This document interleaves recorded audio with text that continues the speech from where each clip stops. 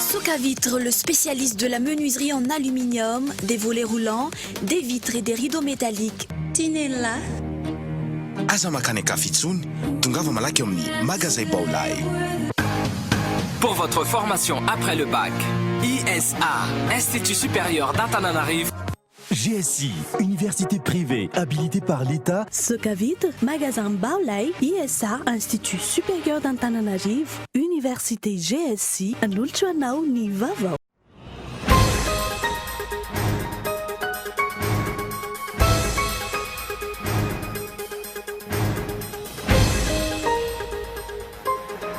Atany roa karazany no mahavoasarika ny orinasa-mpanjakana sy mady ankehitriny. Ny etsy andotam-penaka mbola tsy vita, ny atomboka sady ny milafy. Tany mirefy 920 hektara no mahavoasarika ny CIMAD any Avaratrano, tsy anaiky mora ny ponina eny atoerana.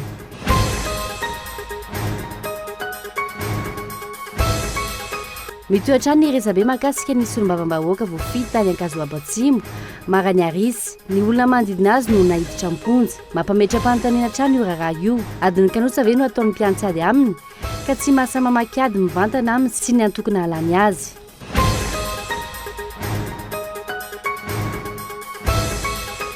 Toekarena, 3 volana tsy aoriana ny sokafany Etopia tazany lavanilina, tsy manaraka ny fenitra taky ny fanjakana ny 370 ny fandranamaka ny velany, 370 ny fandrana miainga aveto Madagasikara ihany no manara-penitra izany hoe 700 amin'ireo 400 taonina.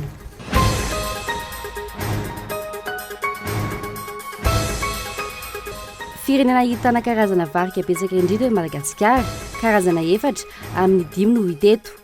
Tadidin-doza nefa ny varika, misy ny mamono, misy ny mangalatra mba ahondrana antsokosoko. Nanao etsika goavana ho fiarovana karazam-biby misarika mpizahan-tany io androany ny GERP na ny groupe d'études et de recherche sur les primates.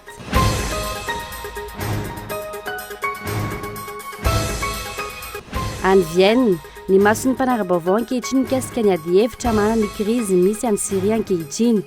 Miozongozona ny toeran'ny Bachar al-Assad manona izany. Mandray anjara amin'ny fivoriany Iran sy Arabie Saoudite, firenena izay isan'ny mifanandrina amin'ny Syrie tato anatin'ny 9 taona.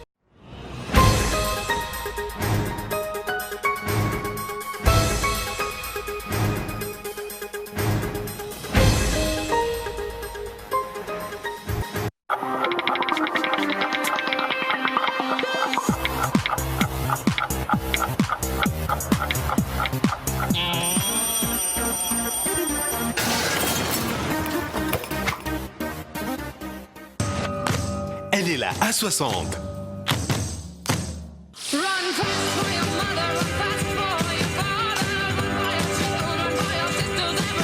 A60.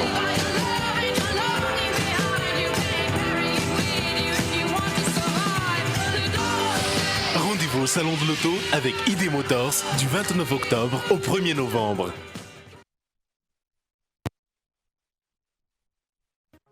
GSI, université privée habilitée par l'État, vous propose filière, droit et relations internationales, tourisme et voyage, management des affaires, multimédia et communication journalisme, informatique de gestion, génie du BTP, Paramed, GSI Bypass, diplôme Bac+2 à Bac+5. Inscription ouverte au GSI Antananarivo, GSI Analakil, GSI Taos, GSI Bypass, GSI Ambudflau.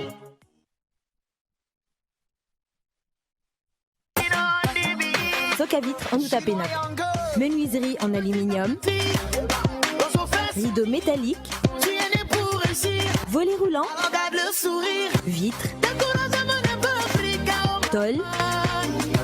Socavitre en Outapénac. 020 22 682 28 033 11 256 63. Socavitre en Outapénac. Très sincèrement à votre service.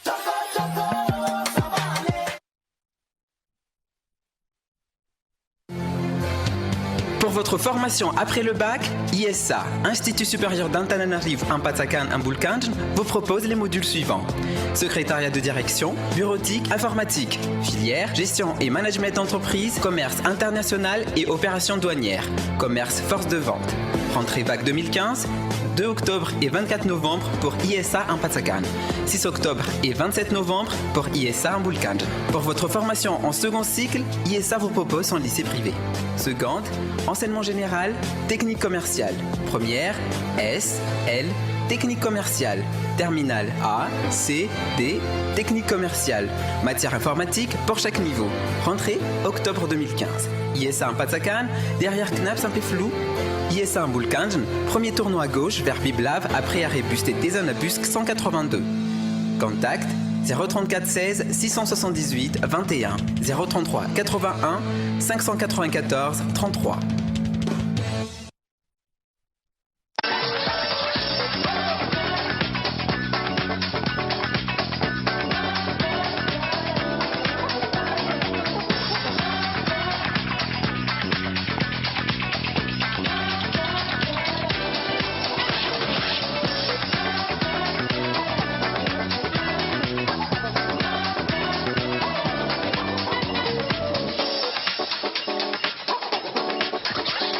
Luxor, le plaisir du confort.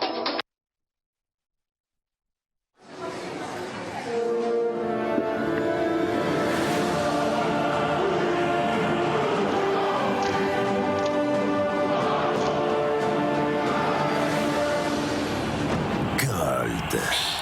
Mahery, mafana. Des produits de première qualité, premier choix, marque originale, des magnifiques panneaux solaires où l'on en prend plein les yeux avec un très bon rapport qualité-prix. Smart TV Ultratech correspondront mieux à vos besoins et à votre budget. Des subwoofers top et de qualité dotée des meilleures fonctions à petit prix. Sonorisation en tonalité fidèle et extraordinaire à la pointe de la technologie. Bolay, toujours meilleur.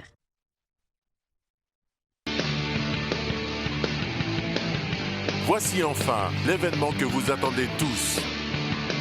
Le groupement des concessionnaires automobiles de Madagascar vous présente le Salon de l'Auto 10e édition du 29 octobre au 1er novembre au CCI IVAP. Des animations pour tous les goûts ainsi que de nombreuses surprises. Participez au jeu SMS en envoyant Salon Auto, espace non complet au 34 34 00 777. Une voiture à gagner. Sponsor officiel Telma. Partenaire officiel BNI Madagascar. Total.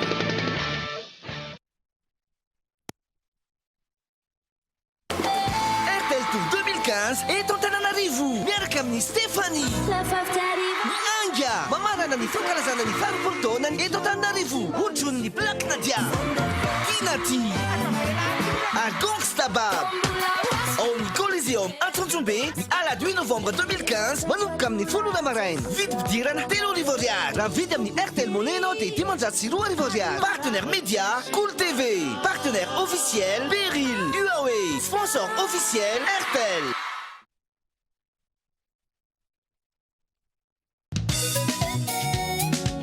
Tokatrano tsara karakara, fianakaviana milamina.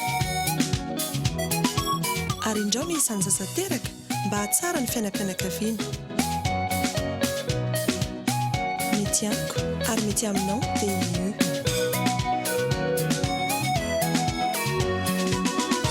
Azo antoka sy mahomby ny fampiasana azy. Dia io dia natao ho an'ny vehivavy toay.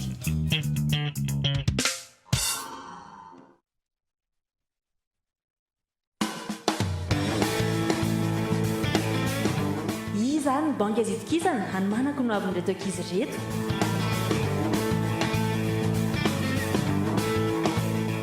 Aiza ro banky akeketo azo antoka hitehirizako ireo vola miditra. Tena mila banky mananatra ekefa ampitomboangana vola tataniko. Sipen Bank, kanto tahiry, any ampitombo, zanabola 100 mirotsaka isam-bolana ary azo ampiasaina ankalalahana. Kanto tsotra amin'ny zanabola 200 ho an'ny rehetra. Elle est là, à 60.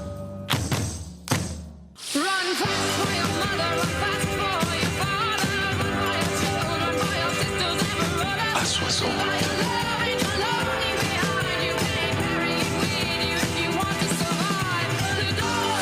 Rendez-vous au Salon de l'Auto avec ID Motors du 29 octobre au 1er novembre.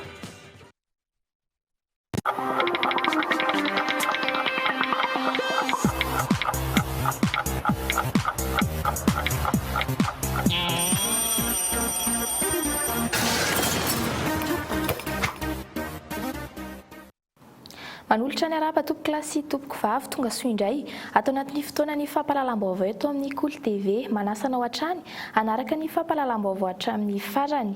Ny lafiny politika no isataratsika izany amin'izao takariva izao. Valo amin'ireo mpikambana ao amin'ny CENI no efa voatendry amin'izao fotoana izao. Efa mandray ny asany ihany koa izy ireo. Mahavoasolo tena ny rafitra anendry azy ve ireo mpikambana vaovao ireo. Tsy avetrany ny valin'izany fanontaniana izany. Saritsarym-pifidianana no nanendrena azy ireo tsirairay avy. Ny mpikambana amin'ny rafitra nanendry azy ireo ihany koa tsy afaka milaza fa solo tenan'izy ireo ilay no tendrena. Saritsarym-pifidianana araka izany no tanterahana raha toy izao no fandehan'ny tantara. Matonda atsoratra izora kotondrina. Efa nisy atoko politika nilaza efa vonona maro fa tokony atsangana amin'izay ny rafitra vaovao misahana ny fifidianana.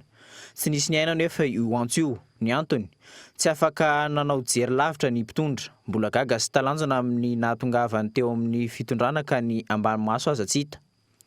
Ankehitriny azakazaka raha itosika ny ananganana ny rafitra mahaleo tena misahana ny fifidianana. Vokany tsy nisy fifidianana araka ny fenitra tokony arahana ny fifidianana ireo izay ho mpikambana ao amin'io rafitra io. Appel d'offre no nalefa hitadiavana olona isolo tena ny rafitra ao anatin'ny fotoana fohy. Vokany tsy solombavim-bahoaka ny solo tena ny anteny mera-pirenena, tsy mpitsara avy ny solo tena ny fitsarana avy momba lalam-panorenana, mpikambana avy amin'ny fiarahamonim-pirenena indray no solo tena ny filoham-pirenena. Ny fifidianana ny solo tena ny lavitra ny mpanao gazety dia mpikambana ao amin'ny biraon'ny lavitra ihany no nifidy fa tsy ny mpanao gazety rehetra manerana ny nosy.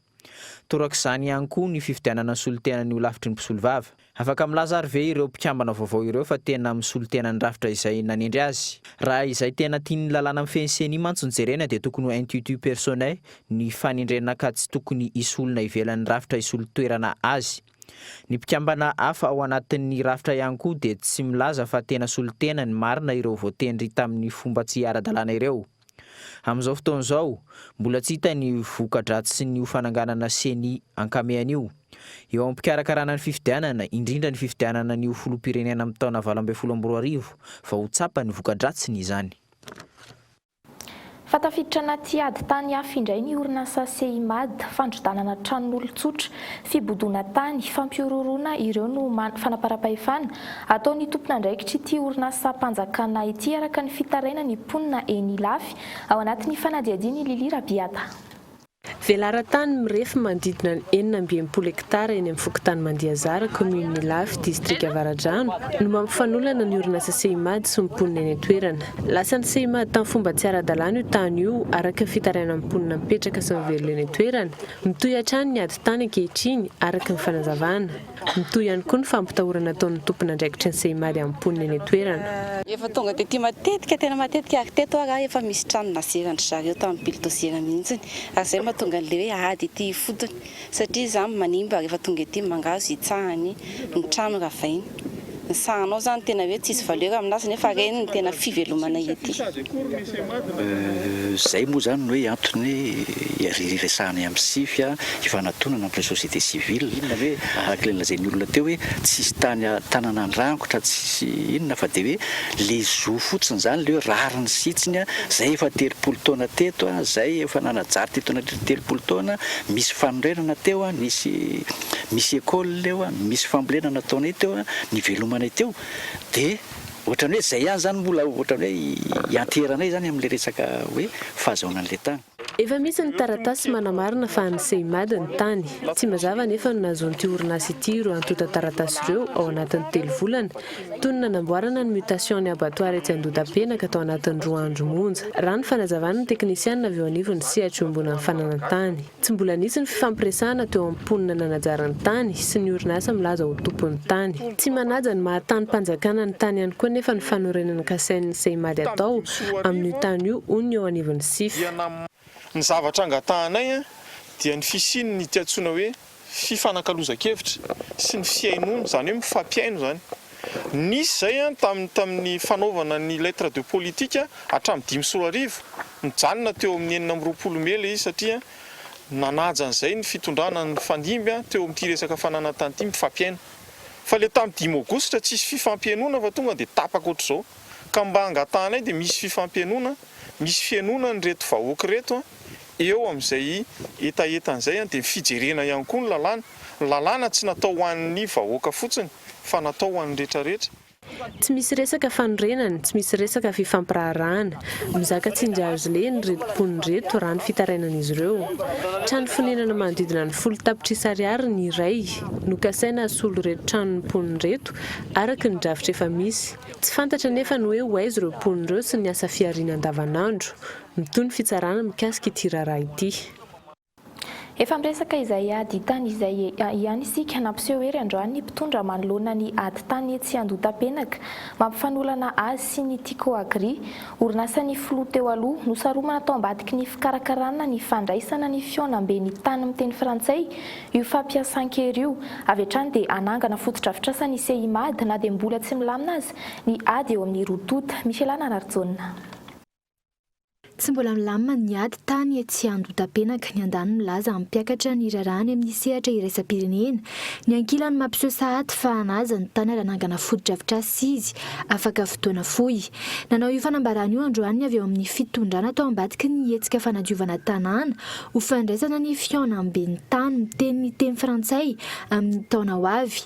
Tsy nisy tompon'andraikitra mivantana momba io resaka ady io anefa androany teny Andotapenaka. Minisitra ny serasera no nalefa lohalarana teny ary nanambara fa tsy misy resaky politika io resaka io. Tsisy lafiny politika mihitsy zany no endrika natao satria IRR ny ministeran'ny serasera sy ny fifandraisana amin'ny androm-panjakana ny atao hoe fanentanana ny vahoaka n'Antananarivo andeha hitandro ny fahadiovana. Tsy misy antony politika zany no antony anaovana izao fa dia hetsika mifandray mivantana amin'ny raharaham-panjakana ary zay raharaham-panjakana zay moa tsy hoe ho samatsamahana satria ty ministeran'ny serasera dia ty ministeran'ny etsetretsetra fa fanjakana tokana ary ao anatin'izay fanjakana tokana zay zany no nanomezana ny endrika hoe anaovana izay dia be zay. Efa misy tetika sahiainga hony amin'ny abattoir mbola hifanolana io. Ny tale général ny CIMAD nanambara androany fanangana foto-drafitrasa lehibe eo amin'ny toeran'io. Ny fanadiovana toeran'io ihany koa izay efa manomboka raha ny nambarany hatrany. Manomboka mandamina zay zao manadio zay tsy mandravy izahay fa manadio mampandroso anisan'ny fampandrosoana amin'ny firenena ny fanadiovana zay koa moa ny target androany zay ny teny hoentina androany zay fanadiovana dia hitanareo eto ny fanombohana zany target zany hoe fanadiovana manamboatra dia mampandroso. Ny daty angamba tsy ho teneniko tsony hoe afrina no avy tany asa ny sommet de la francophonie mitanjona dia vitanay amin'izay fotoana izay ny asa ho ataonay eto. Village de la francophonie no iantsona ny abattoir eto Andotapenaka manomboka androany raha nambara ny tompon'andraikitra ilazana fa efa mivalona ny tantara ratsy momba io tany io. Raha ny toetra ny folo teo aloha nefa nojerena tsy ho vita mory io ady io. Ho teo indray ny paikady vaovao ataony ahazony tombony na amin'ny tany io na eny amin'ny anteny meram-pirenena na eny amin'ny androm-panjakana hafa. Eny anivon'ireo fiarahamonim-pirenena kosa indray dia nametra-pialana ny filoha nasionaly ny KMF Knoe taoriny nanendrena azy ho solitena ny filoham-pirenena ao anatin'ny CENI natao androany tao amin'ny efitran'ny KMF Knoe Antanimena moa ny famindram-pahefana teo amin'ny filoha teo aloha sy filoha vaovao fanadihadiana iarana amin'ny tanjona Emilio. Omaly no notendren'ny filoham-pirenena isolitena azy ao amin'ny CENI Irazafindray be Ernest filoha nasionaly ny KMF Knoe teo aloha. Noho izany andraiky ny vaovao izany dia tsy maintsy miala amin'io andraiky ny teo aloha io izy ary misolo toerana azy Irabekijana Félix novitaina androany ny fifamindram-pahefana teo amin'izy ireo. Sotoavin'ny KMF Knoe dia miezaka mandrakariva ny tsisiny ataontsika hoe conflit d'intérêt eo amin'ny andraikitra mampikambatra. Raisiko voninahitra ny mametraka ny fialako amin'ny andraikitra filoha nasionaly ny KMF Knoe tenako dia tsy filoha nasionaly ny KMF Knoe intsony ary tsy manana andraikitra sy adidy atonivon'ny KMF Knoe intsony. Raha nambarany filoha vaovao ny KMF Knoe dia tsy tokony hitan'andraikitra roa mifanindry ny olona iray ao amin'ireo rafitra mpikarakara ny fifidianana roa dia ny CENIT sy ny CENI izany. Ny zava-misy anefa araka ny filazany hatrany dia mbola misy mandika izany lalàna izany hatrany. Misy mpikambana ao amin'ny CENIT mantsy mbola lany tafiditra ao amin'ny CENIT kanefa ny artikla faharoa amby roapolo amin'ny lalàna 5 sy 2 aotra 20 dia milaza fa tokony tsy afangaro tsy fangaro zany ny andraikitsy ny mpikambana ao anatin'ny seni kanefa mbola misy zany ny andraikiny ao amin'le seni te nefa izy efa lany eo amin'ny seni ka dia manaitra ny sainy ny tokony andraikitsy zay. Fantatra androany maraina ihany koa ny mpikambana fahavalo amin'ny CENI izay solitena avy amin'ny HCC voafidy tamin'ny isam-bato 4 teo anivon'ity rafi-pitsarana ity i Andriamanantsoa Philibert Hervé, sekretera jeneraly ny ministera ny ati-tany amin'izao fotoana izao. Farany amin'izay lafiny politika izay nitondra fanazavana momba ny filazana fa fampidirana ponja ny rahalahy ny omaly ny solombavambahoaka Nakazo Aboatsimo Marany Arsy. Nandiso ireo filazana rehetra tamin'ny gazety mpiseho isan'andro ity solombavambahoaka ity ary nilaza fa vavao-diso no nahely. Nitondra fanazavana ihany koa ny tenany momba ny tsy tokony mbola anohizana ny raharaha mialoha ny fampiatsoana ny governemanta eny anivon'ny anteny miram-pirenena amin'ny zoma heriny izao fanadiadina. Tsy marina avokoa ny voalaza fa fisamborana sy fandefasana any am-ponjany avana akaikin'ny député Marany Arsy voalaza ao amin'ny gazety androany. Vaovao diso ny nampitaina raha nambarany. Ankilan'izay, nitondra fanazavana mikasika izany raharaha izany ity solombavambahoaka voafidy tany Nakazo Aboatsimo ity. Nilaza ny tenany fa tokony tsisy intsony aloha ny fanenjehana azy sy ny fianakaviany mandra-pahatonga ny fotoana fangatahana fanazavana avy amin'ny governemanta momba ity raharaha ity. Ny omaly dia nisy solotegnana miaramila tariny zany général zany tonga tany aminay tamaly nanao ankety teo amin'ny tanàna zay misy anay ary mbola agny izy isika miresaka amin'izao fotoana zao zany mitondra mpanao gazety ny RNM sy mpanao gazety ny midima zany milaza androany hitasika eto amin'izao fotoana zao zany hoe misy ny olona 23 amby no nampidiriny amponja dia misy zanaky ny zandriny député zay président Fokontany no tafiditrany zay ambarako eto fa tena diso tanteraka mialatsiny amin'ny media zany namoaka an'io gazety fa diso tanteraka za tsy manana zandry zay filohan'ny Fokontany raha izay faharoan'izay zany tsy ny olona zay nampidirina amponja tamaly dia eo amin'ny fito ny 5 amin'io zany dia araky ny fanazavana voary avy agny dia mikasika an'ireo aomby zay lazain'olona fa anazy no avadiky ny zareo amin'ny gendarmerie hoe receleur reo olo reo zany satria nahitana aomby halatra ny ao anatiny ao zany ary mbola voaka ny midi zay amin'izao fotoana zao zany zay ambarako eto fa inona moa no ahafahana milaza avy hatrany unilatéral nge zany mba tokony henoina koa zany ny fanazavana avy ety aminay avy ety amiko indrindrandrindra satria za zany ny tompony omby agny zany ka manina tsy henona ny feoko fa ny feon'ny olona milaza azy hoe sandoko io taratasy diso tsisy passeport zay no voaka zany unilatéral ny dikan'izay fa tokony isy zany enquête contradictoire dia vokatrin'izay zany tokony mamoaka aty amin'ny gazety le izy zay ny anaky 5 ny anaky 2 zany dia tsy misy zandriko na ray ireo fa ny anankiray amin'io zay correctionnel no napiditra azy agny dia piasa ny commune dia anankiray faharoa zany dia zanaky zokiko zany zay miandromboko zany mipetraka agnamiko io zaza io zany dia tokony ajanony zareo satria tsy nahazahoana lalana avy ety amin'ny assemblée tompoko ny misambotrahy sy mamaky ny tranoko ary mivarotra aomboko aomby reny zao rehefa nesorona taty amin'ny tokotaninay dia namity inona moa ny fahefana avy aiza tsy misy didy avoaka ny tribunaly alanao le ombon'olo militaire fa sy gendarme na polisy ny mangala azy fa militaire zay sy manana fahefana manao an'izany mizaran'ireo omboko reo tsy voapirofo dia ireo ombo reo zany agny izy sika miresaka zao zany amidindre olona anazy dia mpangalatra le miaramila amin'izay fotoana zay mpangalatra le miaramila mamaky trango teo tompony tseo.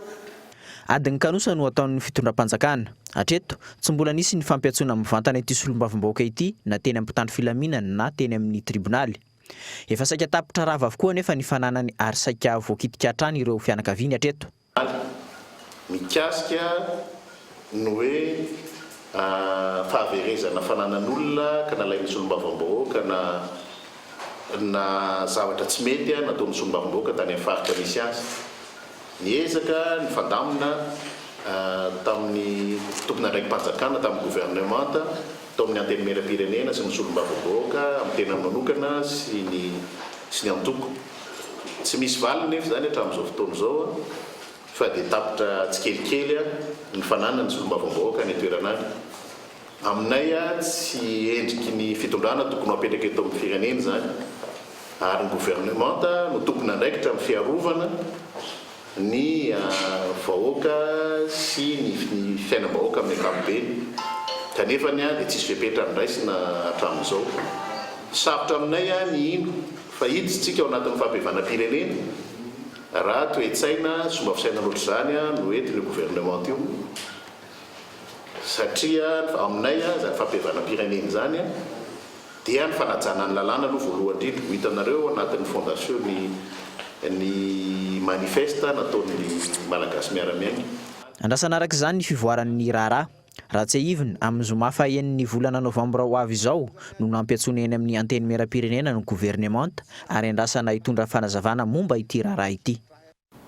Eo amin'ny pejiny toe-karena kosa indray misedra olana ny lalam-piariana lavanilina amin'izao fotoana izao tsy manaraka ny fenitra takia ny fanjakana ny 7.300 ny fanondranana mankany ivelany raha ny antotanisa navoaka ny ministera ny varitra sy ny fanjifana androany atahorana nimba ny tsena ny lavanilina malagasy ny fisindreo vokatra tsy manara-penitra miparitaka manerana nosy ireo raha nambara ny fikambanana matianina misehatra amin'ny fitrandrahana lavanilina. Malohany izany dia andray fepetra ny plateforme nationale de la filière vanille na ny PNV araky ny fanadiadiana izora kotondrina. Isan'ny tsara indrindra maneran-tany ny vanille avy eto Madagasikara saingy misedra olana eo amin'ny resaka fanondranana ankehitriny. 3 volana aorian'ny sokafan'ny taom-piotazana vanille 5.2 mirongatra ny vokatra tsy manaraka ny fenitra amin'izay fanondranana any ivelany izay raha ny nambaran'ireo teknisianina avy amin'ny ministeran'ny varitra. Raha ny antotanisa farany teo am-pelatanan'ny plateforme nationale de la filière vanille na ny PNV ny 3.100 ny fanondranana miainga avy eto Madagasikara ihany no manara-penitra.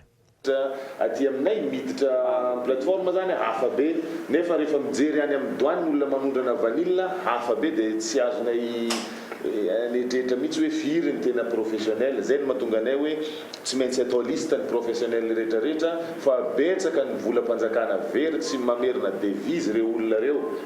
Devise lasa mikorontana ny économie malagasy ahondra ny vanille dia tsisy devise miverina dia lasa tsy hainay intsony hoe firy ny liste ny mpandara. Tsy manana kota manokana amin'izay fanondranana izay Madagasikara saingy fantatra fa manodidina ny 740 taona isa-taona eo ny vokatra vanille mivoaka avy eto. Raha ataony kajikajy tsotsotra manodidina ny 730 taona isa-taona eo ihany ny vanille manaraka ny fenitra no mivoaka any ivelany. Hatreto manodidina ny 3 ariary ny hividanana ny 1 kilao amin'ny vanille any am-potony ary amidy hatramin'ny €100 any ivelany izany. Tsy mbola fantatra mazava kosa ireo vanille tsy manara-penitra saingy isy ny fepetra manokana ho raisin'ny ministera. Nareo dia misy fako ao anatiny vanille izy ity. Raha ny vidin'ny vanille amin'izao fotoana izao efa lafo dia lafo nefa misy fako ao anatiny. Donc rehefa misy fako zany ao anatiny dia mbola mety misy zavatra hafa tsy hitan'ny maso. Reny rehetrarehetra reny mampiavatra. Misy ny lalàna nipetraka efatry ny ela hoe ho an'ny vanille rehetrarehetra tsy manaraka ny fenitra dia torana. Hatreto aloha dia mbola tsy nisy fepetra hoe raikitra ny fanaovana tamin'ny professionnel hoe atao inona le vanille rehetrarehetra manimba ny tsena. Fa fantatra fa misy le izy fantatra fa misy faritra maromaro tratran'le izy firy taonina mbola tsy fantatra zay. Amin'ity herinandro ity isy ny fanoratana anarana ireo mpisehatra matianina rehetra amin'ny fanondranana vanille. Hatreto mbola mpanondrana vanille 200 ihany no manaraka izay fenitra voalaza izay ka mikambana ao anatin'ny PNV. Feno efa 10 taona kosa ny herin'ny fampandrosoana na ny COFOD na ihany koa commandement des forces de développement ety Andranoabo route digue. Fandraisana ndraikitra ao amin'ny fampandrosoana ny firenena no tanjona tratrarin'izy ireo. Eo ihany koa ny fanamafisana ny fandriampahalemana manerana nosy ny atsiprian'izay arana amin'ny Mikaela Ramarla. Isan'ny mampiavaka ny miaramila ny fanarana ny fitsipy-fifehezana misy eo ihany koa ny fandraisana anjara feno amin'ny fampandrosoana misy eto amin'ny firenena indrindra ny fanampiana ny sivily. Nanamafizany ny General Razafindrakoto Lanto lehibe ny COFOD na ny hery fampandrosoana Andranoambo androany nandritra ny fanamarinana ny 40 taona ny oerio. Mbola miainga amin'le tokolalana io mamorona avy amin'ny tsy misy ary manao be avy amin'izay kely ananana dia manova ny tontolon'ny tafika malagasy avy amin'ny izay eo am-pelatanana. Hetsakilan'izay manoloana ny asan-dalo misy any Antsimo ka miteraka fifindramonina ataon'ireo mponina. Ny fananganana rezimanta amin'ny tafika any Antsimo no mety ambivay izany tsy fandriampahalemana izany. Ny faritra Iosy no tena notsindriana manokana amin'ity fanampiana ny miaramila any Antsimo ity. Nahatsapa ny teo anivon'ny ministera fa lasany amin'ny fandrindrana ny fahalemana any Antsimo ny ampaham-betsaka amin'ny vola ao amin'ny ministera ka anton'izany ny fananganana ny rezimanta. Fa isy rezimanta atsangana zany resaka ohatran'ny hoe vonjitaitra ohatran'ny régiment des forces d'intervention reny zany any amin'iny faritra Atsimo ny any Iosy zany marimarina kokoa. Ny antony dia tsotra ohatran'ny tsy ampy zany ny fisiny miaramila ny fanjakana indrindrandrindra any amin'ny faritra Atsimo zany. Notanterahina androany ny fankalazana ny fahefa-polo taona ny efa mpandrosoana ety Andranoambo, Rotdig, manamboninahitra teo amin'ny tafika malagasy ny zandarmaria pirenena sy ireo manamboninahitra vahiny maro nanatrika izany fankalazana izany.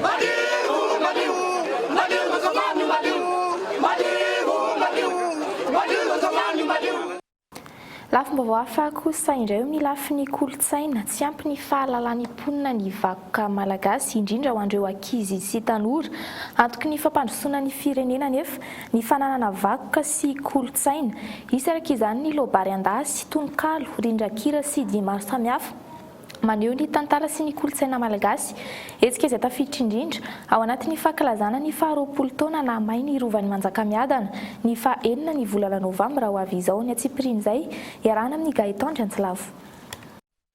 Tsy aleo ve tsanganasa no setrin'ny namainy rova io ny loha hevitra novidiana mandritra ny fankalazana ny faha-20 taona na may ny rovan'ny Manjakamiadana anomboka ny faha-5 volana novambra ary tsy farana raha tsy ny faha-9 volana novambra ny fankalazana isy lobary andasy ho an'ny tanora fiantsana ireo tononkalo sy poezia tamin'ny fahamaizan'ny rova ny taona 570 hira sy dia fanao teny amin'ny rova fahiny anome fampahafantarana ny olona sy amerina indray ny asin'ny rova no tanjona ireo ankizy tanora ny tena kendrena amin'ity fankalazana ity. Tokony sary-piaro daholo tsika mianakavy zany amin'ny vakoka satria ny vakoka zany tena hita mihitsy hoe repère zany izy fototra le izy satria afahanao mandroso any koa amin'ny hoavy zany raha ohatra tsy fantatrao ny fototra ny hevinao fomba ahoana ka ny afahanao mandroso hoe hoatsy nefa ny angana tsy fantatra nefa zany io zany tena ohatrany hoe lasa voatsiratsira amin'izao fotoana izao raha nilazanao hoe may ny Ambohidratrimo ohatrandreny dia lasa ohatrany hoe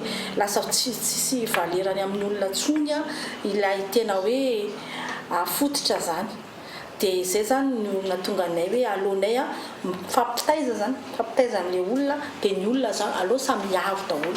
Tsy afa-miala amin'ny tantaram-pirenena sy ny fampandrosoana ny vakoka sy ny kolontsaina ny zava-misy anefa ny andanja ny fahafantaran'ny mponina ny mahazava-dehibe ireo toerana manan-tantara eto amintsika. Indraindray mantsy mieritreritra hoe tsy dia nanakanina loatra na tsy mitondra makaiza loatra le izy kanefa tena hita mihitsy ary miariary ary mibaribary tsy eto Madagasikara ihany resantsika fa tena eran'izao tontolo izao dia efa izany mihitsy no miatra amin'ilay izy ny vakoka rehefa anananao sy fantatrao indray ny mihitra dia tena mitondra fampandrosoana le izy na amin'ny lafin'ny zahatany na amin'ny lafin'ny vakotra na amin'ny lafin'ny fanarena na amin'ny lafin'ny tena ny sehatra rehetra dia voakasika izay amin'ny fampandrosoana avokoa. 20 taona aty aoriana fanontaniana maro no mbola mipetraka ao an-tsain'ny olona raha ny rovan'ny Manjakamiadana no resahana isan'izany ny hoe nakaiza ny vola nangonina nanarena na ny rova iza marina ny nandoro azy firy no efa voatazona ny amponja nakaiza ny toy ny fanadihadiana na ho an'ireo izay nandoro ny rova na ho an'ny satroka irana valony samy tsy mbola nahazoana valony mahavapo avokoa ireo rehetra ireo. Maresaka eo amin'izay hareny firenena izay hatrany saingy tsy eo amin'ny sehatry ny vakoka fa eo amin'ny sehatry ny tontolo iainana kosa varika na ihany koa fantatry ny maro amin'ny teny vahiny hoe lémurien isan'ireo biby tsy manam-paharoa mampiavaka ny Madagasikara ary misintona mpizahatany maro eny amin'ireo valan-javaboary eto an-toerana tandindomindoza nefa izy ireny ankehitriny atahorana anjavona sy olany tamingana ny 70 isanjaton'izy ireny raha nambara ny manam-pahaizana amin'ny fiarovana ny biby nanamarika ny diany varika maneran-tany isika eto Madagasikara teny Tsimbazaza maraina io ny atsipirian'izay iarahana amin'ny Miranto Andria. Goragora ny fampiarana ny lalàna ampifeny fiarovan'ireo zava-mananaina eto Madagasikara. Anton'izany ny tsy fahafantaran'ireo lalàna misy sy ny tsy fahampian'ny fitaovana ampiasaina amin'ny fanaraha-maso. Ho an'ny varika manokana na ny lémurien teti-bolatra amin'ny $7 no ilaina mba hahafahana miaro azy ireo.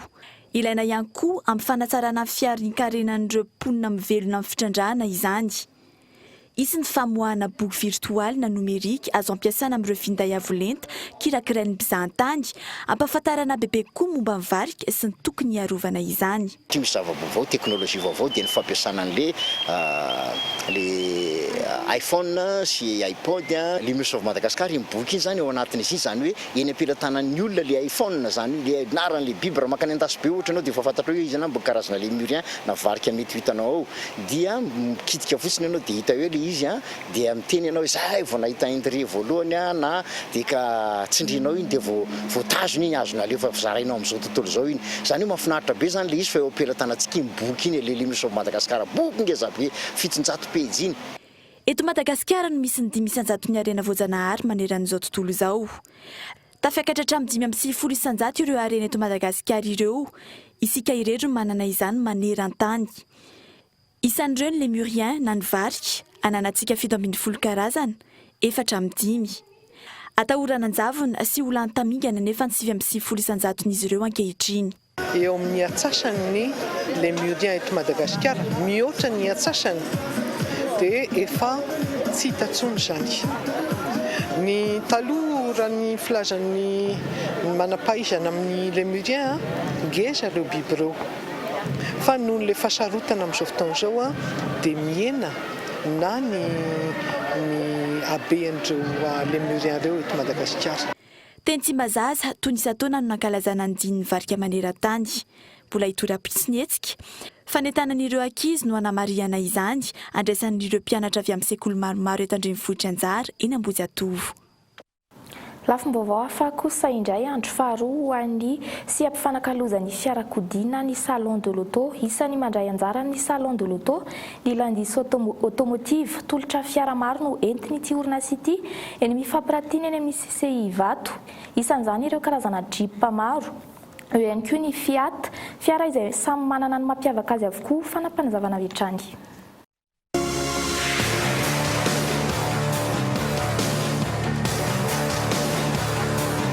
Fifaliana ho anay eto amin'ny Landis Automotive ny mandray anjara amin'ny andiam-pafolo amin'ny salon de l'auto amin'ity taona ity amin'ny fampirantiana ny vokatra ara-barotra anay dia ny Jeep izay ahitana ny Grand Cherokee version diesel 3 litres V6 ny moteurany ary toute option. Misy ihany koa ny karazana Jeep hafa. Manaraka izany misy ihany koa eto amin'ny stand de Landis Automotive ny Fiat 500L izay ampiratiana sy amidy amin'ny vidiny mirary aty amin'ny salon de l'auto.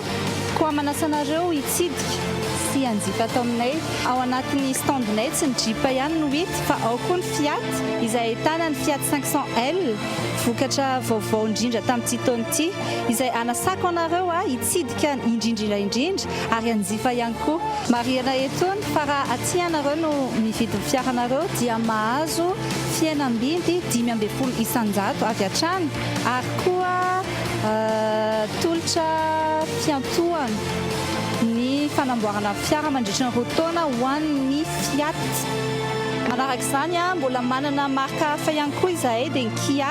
Asainay anareo hijery hitsidika ny standinay.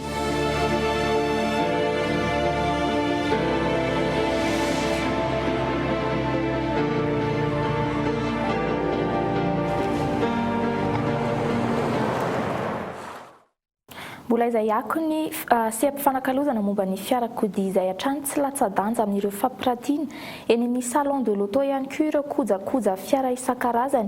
Isan'izany ny tolotra avy amin'ny Sural mitondra fanazavana momba ireo kojakoja sy teknôlôjia ireo ny tompona andraikitra eny anivon'ny Sural.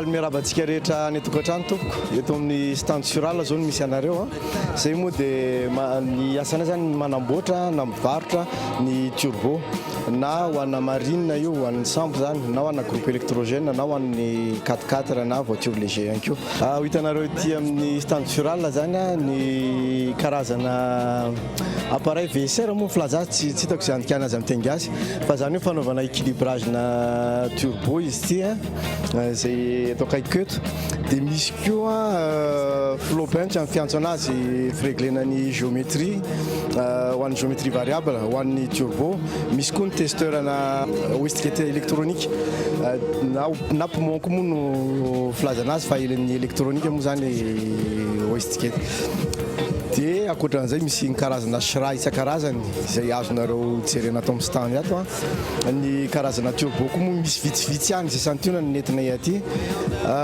marina entona aloha fara mbola eto Madagasikara dia sural rery any no afaka manao sady manao fitaovana ilaina momba amin'ny fanaovana turbo.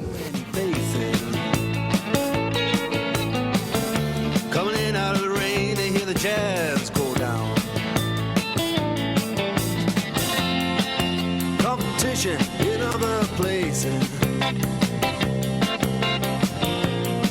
but the horns, they blowing that sound. Akoatr'izay zany dia manasa anareo andalo aty amin'ny standny sural eto amin'ny CCI Ivato.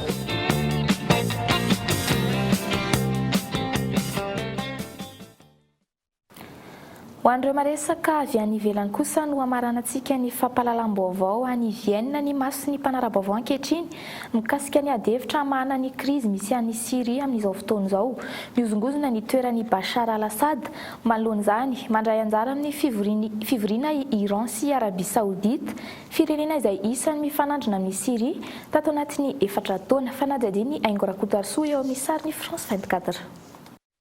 Any Vienne nanomboka androany ady-hevitra mikasika ny rarahany Syria. Isany andray anjara feno amin'ity fitadiavam-baolina mikasika ny krizy any an-toerana ity ny mifanolo-bodirindrina izay mifanandrina amin'ny Syria ankehitriny, Iran sy Arabia Saoudite. Amin'ny 7 sy sasany any an-toerana no hanomboka ny fihaonana. Diplomaty avy amin'ny firenena andrefa nation Moyen-Orient maherin'roa folo no hanatrika izany, ka isan'izany ny solitena libianina, egyptianina sy ny ministry ny raharaham-bahiny frantsay Laurent Fabius, ny solitena britannique, allemand ary ny avy amin'ny vondrona Europeanina. Mbola tsy fantatra ny hoavy politika ny Bachar al-Assad amin'izao fihaonana izao. Ny ministry ny raharaham-bahiny no efa nanipika ny fiandohan'ny herinandro lasa teo efa nisy tety andro ny arahan'ny filoham-panjakana ny dinika Amerikanina, Frantsay ary ny filoham-panjakana avy amin'ny firenena Arabo mikasika ny fepitaona ialany Bachar al-Assad eo amin'ny fitondrana. Isongadina feno ny fanapa-kevitry ny avy amin'ny firenena-dehibe toa ny Rosia sy États-Unis ao anatin'izany. Rosia izay nanohana hatrany hijanonan'ny Bachar al-Assad eo amin'ny fitondrana ary nampiasa herina nanomboka ny volana septambra lasa teo nandaroka bomba anabakabaka iadina amin'ny vondrona mpampirorany Syria. Etsika izay tohanany rehetra ho fanadiovan'ireo fahavalon'ny Bachar al-Assad fotsiny ihany. Androany mialohan'ny anatrehana ity fihaonana ny Vienne ity nilaza ny solitena iraniana fa ilaina ny fametrahana ny fahaleovantena sy ny fitakiana ny zon'ny mponina sirianina. Omaly efa nisy ny fihaonana manokana teo amin'ny solitena ara-diplomatika iraniana Mohammad Javad Zarif sy solitena Rusiana Sergei Lavrov. Ho an'ity sekretera-panjakana Amerikanina ity ohatra dia ny fisokafana amin'ny ady-hevitra ara-politika no hitondra vahaolana mitranga any an-toerana raha tsy ahivina. Tato anatin'ny krizy tany Syria efa ho roa taona izao mahery ny 5 hetsy ny maty. Tao anatin'izay andrasana ny fahombiazana teraky ny fihaonana izay. Ady tany roa karazana no mahavoasarika ny orinasa mpanjakana CIMAD ankehitriny. Ny Antsendotapenaka mbola tsy vita, miatomboka sady ny eny lafy. Tany mirefy 9.20 hektara no mahavoasarika ny CIMAD any Avaradrano. Tsy anaiky mora ny poniny ny antoerana. Mitohatra kosa ny resabe mahakasika ny solombavam-bahoaka voafita ny Ankazoabo Atsimo, Marany Arsy, ny olona manodidina azy no nahiditra aponja. Mampametrim-panontaniana hatrany io raharaha io, ady ny Kanosa ve no ataony mpiantsy ady aminy ka tsy mahasahy mamaky ady mivantana aminy sy ny antokona alany azy. eo amin'ny lafiny toekarena kosa indray isany nisongadina tamin'ity androany ity 3 volana teoriny nisokafany tao-piotazana lavanilina tsy manaraka ny fenitra taky ny fanjakana ny 7 isanjato ny fanondranana makany ivelany 13 isanjato ny fanondranana miainga avy eto Madagasikara ihany no manara-penitra izany hoe 700 taonina amin'ireo 702 taonina alefa aondrana makany ivelany ny farana teo indray ny fampahalalam-baovao tamin'izao takariva izao makasitraka fenonao nanaraka izany hatramin'ny farany mametraka ny veloma mandra-piona tompoko.